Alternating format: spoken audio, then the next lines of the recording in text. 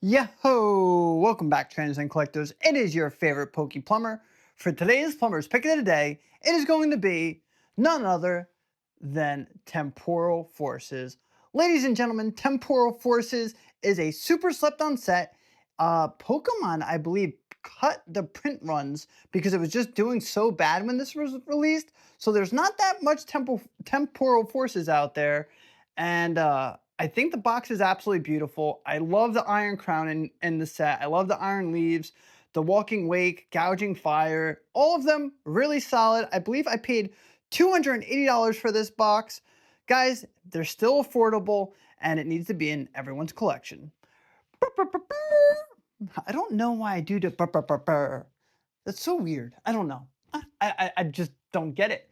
Welcome back, trainers and collectors. It is your favorite Plumber, fleshing out the latest news and hobby updates. Whether it's breaking leaks, rare finds, or market trends, I got the tools to keep your collection growing and your profits flowing. What's going on, everybody? Welcome back. I hope everybody is doing super well. Doing pretty well myself. We got a fun and exciting one today. It's a little bit negative too, so it's going to have some ups, some downs, but we have to talk about it, and I have to make sure everybody is aware of this. But before we get into that, we have to do our giveaways. Guys, we were giving away a Ascended Heroes booster bundle, right?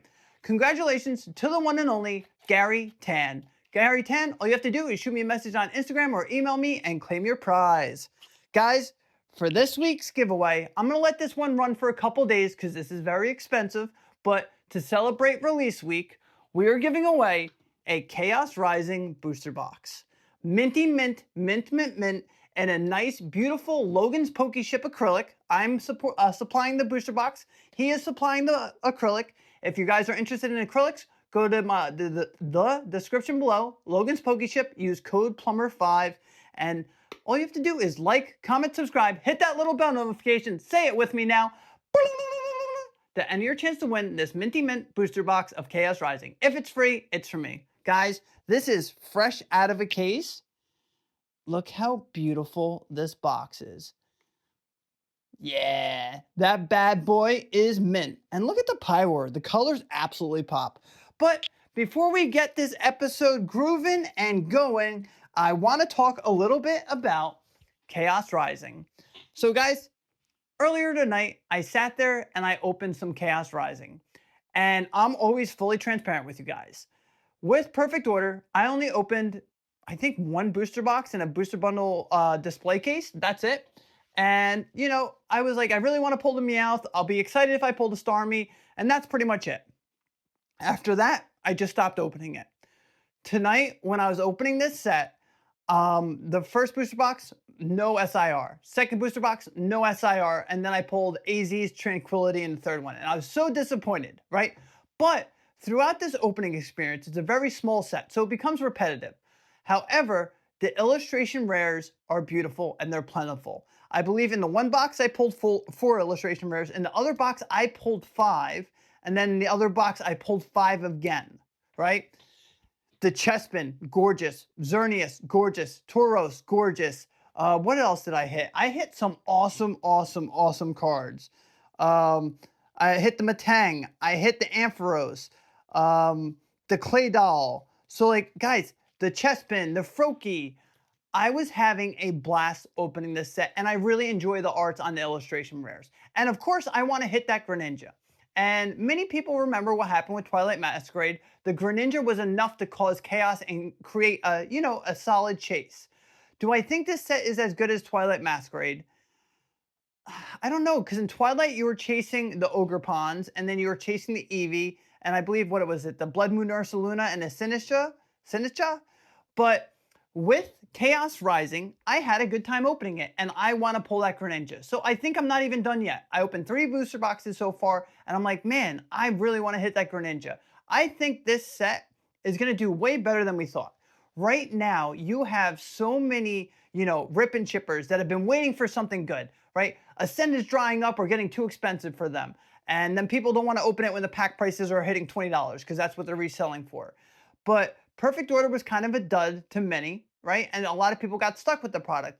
But I do think Chaos Rising and the Greninja is going to be enough for this set to do pretty well. And I think people are going to enjoy it. Right now, booster boxes on TCG Player, I believe, are $265. I don't think they're going to stay at 265, but if we have Perfect Order at sitting at $200 a box, I think this set is probably going to do the same thing, but a little bit better. I think we're going to see 225, 230, and yeah, I just think the Greninja is going to be enough. The illustration rares are absolutely gorgeous, and I think Chaos Rising's a little bit better than people are giving credit to. So I really did enjoy opening this set, and I think a lot more people are going to enjoy opening this set as well. Like, think about it. I already opened double the amount than I did for Perfect Order. So don't sleep on Chaos Rising. I think it's a cool looking box. I'm still not happy that there's no Pokemon on the front, but even like the Pyroar on the side, the Greninja on the top, who do we have? Floette on the other side. Guys, it's a neat looking set. It's a neat looking box, and I think Chaos Rising is going to perform decent. I did want to talk about this though. It's something really weird. On the Perfect Order booster box case, it says like MEO3, but on Chaos Rising, it says MEO4 and then expansion. And you know my conspiracy theories. I'm like, was this set supposed to be a part of Perfect Order, but being how they're behind on Winds and Waves, that they kind of separated this set, and that's why it doesn't have as many, chases as it should, right? Like Perfect Order and this should be put together. And then someone overseas from the UK messaged me and said, "You want to know the craziest thing on uh, on Chaos Rising on MEO4? It says do not release before March, right? Late March. Meanwhile, these cases say May, obviously. So my theory turns out to be correct that this set was supposed to be a part of that next set. And then you're going to have the Pitch Black set. And then I think the set after that, the Pitch Black is going to feature the new Zeraora. But I think the set after that will have the new Lucario and the new Raichu. So just pay attention to that. I do think these sets were meant to be together, but things created chaos, and that's why Mega turned into 10 sets, and all they did was cut it in half, right? If you look at Phantasmal, everyone speculates that the Gengar was supposed to be in that set, but just too much mayhem, too much chaos, and things just didn't go to plan. But Pokemon themselves bounced back, and they figured out a way. Okay, so let's get into the dark nitty gritty of the Pokemon TCG right now. Guys, be careful when you're buying booster bundles. Right now, I'm hearing many rumors of people buying thousands of booster bundles, and there's not one God pack because people can weigh the Ascended Heroes booster bundles, the Prismatic Evolutions booster bundles. That's why we saw a hike in the price of Prismatic. People are constantly weighing them, okay? And then people buying booster bundles, and then it's just not in there. So be very, cautious when you're buying loose product, especially the booster bundles. And then let's get into loose packs. So I can't really dive too much into it, but it's all over the internet that there's this new method that you can just get a pack and you can figure out how to, weigh it or not weigh it, how to figure out that the hit's in it, right? And just, all right, I'm not going to say anything. So let's say some person is at a store. These random people walk into a store and they say, "Can I pick out my packs?" And next thing you know, they're fiddling with the packs, right? And the person's paying attention that works at the store, and they're going through the pack and they're like, "Okay, I'm going to set these to the side." And then they set them to the side and they open them in front of that place. And they pull out hit after hit after hit.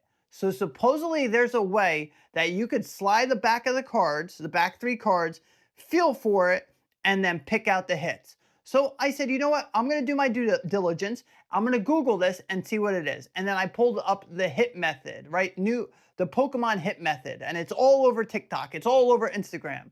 And these people are going 10 for 10, 5 for 5, always pulling hits. So it just verifies that people, you may not be able to weigh, you can weigh a God pack, but you can't weigh any other SIR, especially with Scarlet and Violet. But now they figured out a new way. So if this starts to happen and people keep figuring out these things, and then it's more people and more people and more people, and it's kind of going to be like, "Oh, I'll sell you my class." And people are going to pay money because they want to learn this, and then they want to sell the packs with no hits. So in theory, what I think is going to happen, I don't even think anybody's talked about this on YouTube for Pokemon yet. I think this is going to, raise the sealed box prices, the sealed blister cases, all booster boxes, I think the sealed prices are going to go up significantly. Shout out to my buddy George for, saying that, because I can't take credit for that.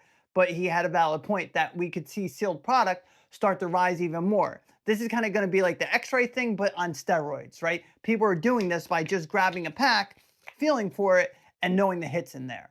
This is scary. This is something scary. Well, do I think it's going to destroy the hobby, crucify the hobby? No, I do not think that's going to happen. But I do think people are going to want sealed product instead of loose packs even more, right? So your sealed product can see a serious influx the bigger this gets, the bigger the story gets. It's going to start moving along. Right now for grading cards, a lot of people ask me to talk about this. PSA. PSA is so backed up, and supposedly they're only taking like the express orders at night, or doing the express orders at night, because even they're behind there. So if your value bulk orders are going to take forever. And guys, it's because you have these card.io, like these mystery pack online things for like slabs. Everyone's eating up the PSA slabs. They're paying whatever percentage, and there's not enough slabs to go around, especially if PSA is taking forever and their grading's way more harsh. So the ecosystem just becomes more and more of a mess, and it's going to continue to be chaos, right? And a lot of people were like, oh, we're at the top. Everybody's doing it, right? And I had a long conversation with my buddy Moonlight. Shout out to Moonlight. This was like a couple days ago. So I texted him. I said, do I have permission to talk about this in my video? And he's like, you know what? Go ahead. Go for it. So Colson Moonlight, huge shout out to him. He's one of the people that I sell with on Instagram. One of the few people I trust in this hobby, right? I can trust him like I can trust my little brother. And that's very rare, especially nowadays. So him and I were talking, and he's been in this hobby since he was 18 years old, 17 years old. I've known him since he was, oh my God, maybe even more than that. He's 22. I've known him since we had to PayPal his mom's account, right? Turns out he was way younger. But this kid has been in the hobby, and he's been selling, flipping, working really hard. I'm proud of him. He was able to buy a house, right? Because of the growth of the hobby, two actually. But now he's like, okay, I have a bunch of Sword and Shield. I have a bunch of Scarlet and Violet. I have some vintage. What do I do next? Do I go and sell this product? But if I do, what do I do with the money, right? And it seems like a lot of people are talking about this now. They're like, if we sell right now and take these profits at the top, what are we going to do with the money? Are we going to put it in the gold? No, that's at all-time high. We're going to put it in the stocks? That's at all-time high. Are we going to put it in the crypto? Well, that's scary, even though it's down, and it would be ideal because Bitcoin's so low right now. XRP is, screw XRP. But maybe Solana, maybe ETH solid, but still, people don't know what to do with their money. And if you look at things, and if you're nervous about this market and you're nervous about the hobby right now, this is what I have explained to everybody with COVID. During COVID, you have to remember this. If you're new here, please listen to me. During COVID, things got so crazy and everyone became so greedy, and they're like, I'm not selling, I'm not selling. And I remember I didn't have money for the crazy vintage stuff. I missed out on a lot of vintage cards, and I took profits on Red Cheeks Pikachu and some vintage cards that I did have. But what I did do was kept buying the modern, kept buying the new stuff, bought the Sun and Moon stuff, bought the Sword and Shield stuff. And then everything came crashing down except for that. So guys, right now, if you're the ones buying the Sword and Shield era, if you're the ones buying the Scarlet and Violet era, then you should be fine, right? They are, even the Mega era, yes, $200 booster boxes absolutely suck, especially on release. But in the grand scheme of things, you're going to do best when it comes to those items. Even the bad items are performing better than the better items, right? Isn't that crazy to say out loud? The bad items are performing. Heck, right now, if you want to go buy Pokemon Go at $130 a box, go do it. And I'm telling you that because I just bought a case. Shout out to my boy Chris. I just bought a case from Pokemon Go from him. I paid $1,300 for the case. Pokemon Go. I wanted to have it because not much of it is around. I sold a bunch back in the day. I believe I sold it for like $400 a case. I paid $300, right? Took my $100 profits, but it's just so different now. A $100 profit is nothing to anyone. A $500 profit, nothing. People want to make a freaking $1,000 profit off of one card nowadays. This hobby has changed so much, but the thing that hasn't changed is your newer, cheaper stuff is always going to be a solid, safer buy. And I hope people are still here for this. If you're still here for it, put solid. Like solid, safer buy is always going to be the Sword and Shield stuff because doesn't have much room to drop and it's drying up. But the Scarlet and Violet stuff is beyond safe. Heck, prismatic SPCs, I just bought a bunch of cases. I might even start the video with this or end the video with it. You know, I'll end the video with that lot of SPCs. I bought a good amount of SPC cases. I bought 20 cases. I'll put the video on the end. Screw it. I know people will get mad. But since I bought them, they dropped about $100 a case. Am I upset about it? No. Am I used to it by now? Yeah. Do I think it could drop more? Maybe. But do I think it's going to be going crazy in 5 years? I absolutely damn right do. Patience. Patience. And the scariest thing is everyone is so confident right now and no one thinks it can drop. But I was talking to Tim about this today when he dropped off my Chaos Rising.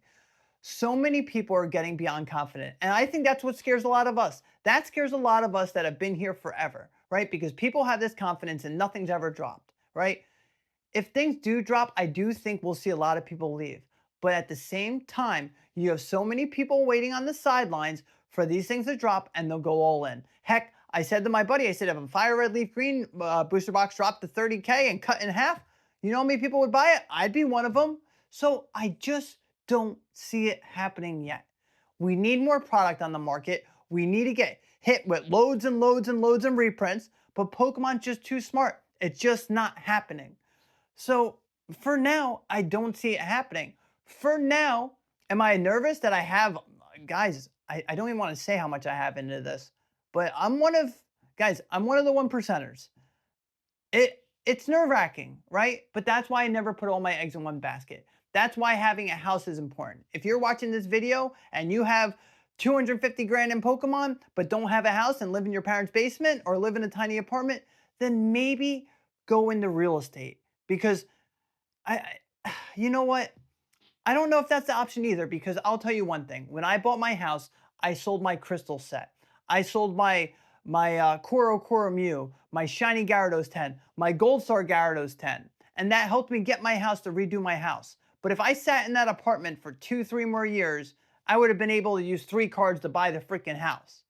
So I don't know what the right answer is, but I do know that maybe it is a good idea to make sure you're debt free. Make it a good idea to put a down payment on a house. Those things benefit you and your family and your life. Yes, Pokemon's going to benefit you more and more in the future, but you always want to have the stability around you first.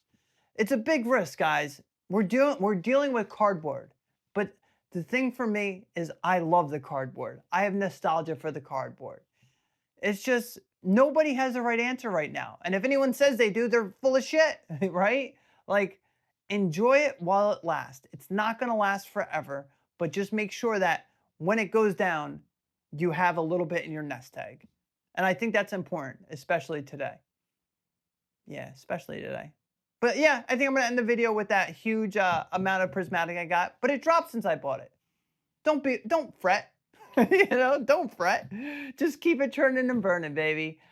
Chaos Rising is going to do better than we all think. I'm telling you guys, pay attention.